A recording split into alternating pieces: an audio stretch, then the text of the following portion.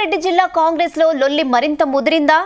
ఆ నియోజకవర్గంలో ఓ MP versus ముగ్గురు ఎమ్మెల్యేలుగా పరిస్థితులు మారిపోయాయా? ఇటీవల మార్కెట్ కమిటీ చైర్మన్ పదవి కోసం ఎమ్మెల్యే ఇంటర్వ్యూ నిర్వహించడాన్ని సొంత పార్టీ లీడర్లే జీర్ణించుకోలేకపోతున్నారా? ఎమ్మెల్యే తీరును నిరసిస్తూ గాంధీ భవన్ మెట్లు ఎక్కే వరకు మ్యాటర్ వెళ్లిపోయిందా?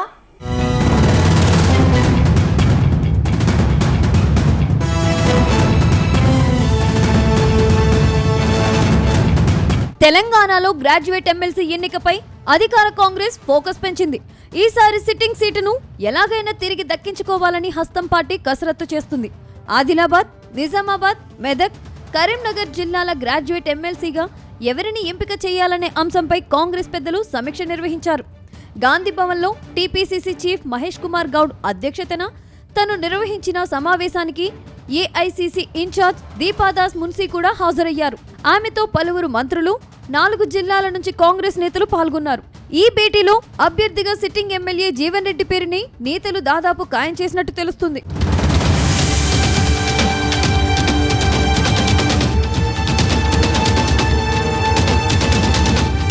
ప్రస్తుతం సిట్టింగ్ ఎమ్మెల్యేగా ఉన్న జీవన్ రెడ్డి పదవీకాలం వచ్చే ఏడాది మార్చితో ముగుస్తుంది. దాంతో ఎలాగైనా ఈసారి సిట్టింగ్ సీటును దక్కించుకోవాలని కాంగ్రెస్ పార్టీ వ్యూహాలు రచిస్తుంది.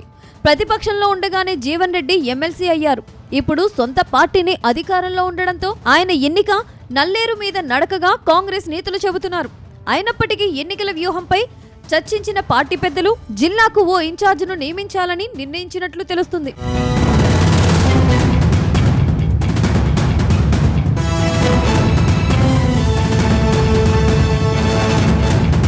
ఇక కాంగ్రెస్ పార్టీలో ఎమ్మెల్సీ సీటు దక్కించుకునేందుకు చాలా మంది లీడర్లు పోటీ పడ్డారు. ప్రముఖ విద్యా సంస్థ అధినేత వెలిచాల రాజేశ్వరరావు పేరు ప్రముఖంగా వినిపించింది.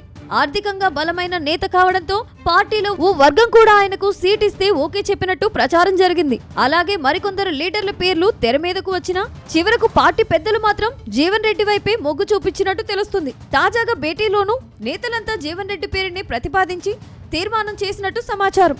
అయితే అభ్యర్థి ఎంపిక విషయాన్ని మాత్రం పార్టీ హైకమాండ్ కి వదిలేసినట్టు తెలిసింది. జీవన్ రెడ్డి గారితో మాట్లాడి అయితే దానికి ఒక హై లెవెల్ కమిటీ ఏర్పాటు చేసి రేపెన్లో గౌరవ ముఖ్యమంత్రి గారు ఏఐసిసి వాళ్ళు కూర్చొని మరి జీవన్ రెడ్డి గారా ఇంకా ఎవరా అది కానీ కమిటీ మెంబర్స్ మాత్రం యునానిమస్గా ఇవాళ పాల్గొన్న వాళ్ళు జీవన్ రెడ్డి గారికి మళ్ళొక అవకాశం కావాలా, జీవన్ రెడ్డి గారు మీరు పోటీ చేస్తే బాగుంటుంది మా రిక్వెస్ట్ అని చెప్పినాం. బట్ ఈ రిక్వెస్ట్ అండ్ క్యాండిడేట్ గారిది ఇవన్నీ కూడా డిసైడ్ చేసేది కాంగ్రెస్ పార్టీలో మీకు తెలిసిందే. ఏదైనా హైకమాండ్ డిసిషన్ కావాలా, ఈ నిర్ణయం హైకమాండ్ కు వదిలేసారు. దాని మీద ఒక కమిటీ ఇవి అవుతుంది.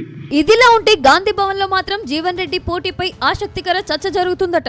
ఇన్నాళ్ళు సీఎం రేవంత్ రెడ్డి ఇతర నేతలపై జీవన్ రెడ్డి గుర్రుగా ఉన్నారు.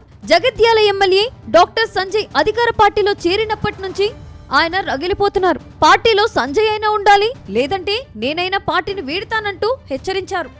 ఈ గొడవ కాస్త ఢిల్లీ వరకు చేరడంతో పార్టీ పెద్దలు సర్ది చెప్పడంతో సైలెంట్ అయ్యారు. కానీ జీవన్ రెడ్డితో మాత్రం అసంతృప్తి చల్లారలేదని ఆయన మాటల్లోనే స్పష్టమవుతుంది. కానీ ఇప్పుడు పార్టీ పెద్దలే జీవన్ రెడ్డి పేరును హైకమాండ్ కు తీర్మానం చేసి పంపడంతో రాజకీయం ఆసక్తికరంగా మారింది.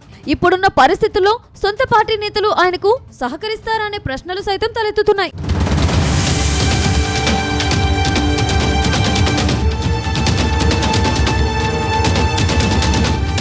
మొత్తంగా ఎమ్మెల్సీ ఎన్నికల్లో జీవన్ రెడ్డి కాంగ్రెస్ తరఫున బరిలో దిగితే మాత్రం అటు బీజేపీ, బీఆర్ఎస్ పార్టీలు కూడా బలమైన అభ్యర్థులనే రంగంలోకి దింపుతారనే చర్చ సైతం జరుగుతుంది.